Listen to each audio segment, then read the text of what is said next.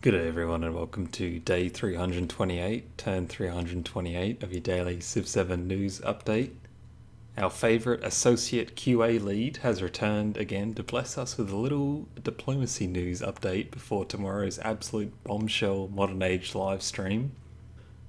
This short was all about influence, which appears to be diplomatic favour's long lost brother. We've known about the general diplomacy system for a while now, but here we get to see some specific actions you can take.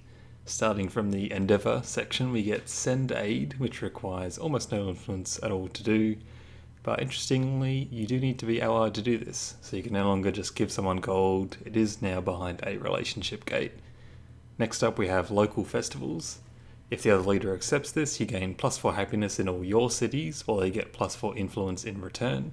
If they support this, which requires them to use a bit of influence on their end, then you will both receive +6 happiness in all your cities, and your relationship will also be affected depending on the action taken.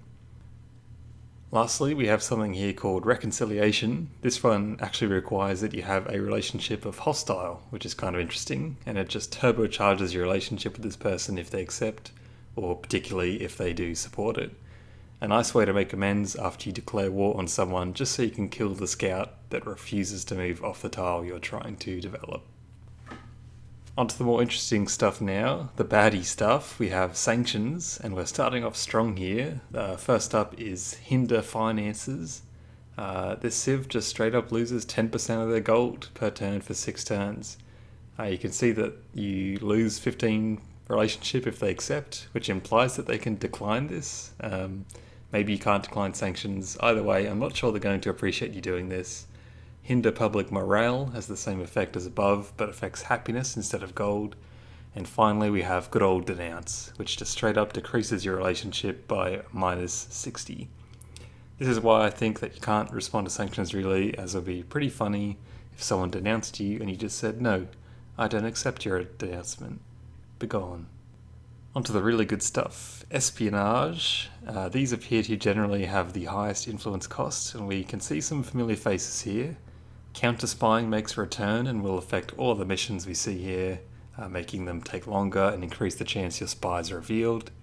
In addition to counter-spying, we have the classics. Steel Technology, Steel Civic, which is slightly different now, although it's just the culture version of Steel Technology. No more stealing the Sistine Chapel ceiling, unfortunately. Rest in peace. We have Military Infiltration, which grants you vision of all the target's commanders. Open the Gates, which just straight up destroys the defences of a district in the target settlement. Remember that in Civ 7, walls are built on a per-district basis, so it's not quite as crazy as it might sound at first, but still seems pretty strong for buttering up a city that you're planning on taking a little later in war, or even as a first strike type move. Lastly, we have Sabotage Specialist Morale, which disables specialists in the target settlement. It doesn't specify the duration that they're disabled for, but this looks like it will definitely be a good mission to bring those scientific civs down a peg. On the flip side of all this, they also shut off influence being used to befriend city-states, as well as incite raids on other civs. That's all I've got for you today. Big day coming tomorrow, so I'll see you all then. But until tomorrow, thanks for watching.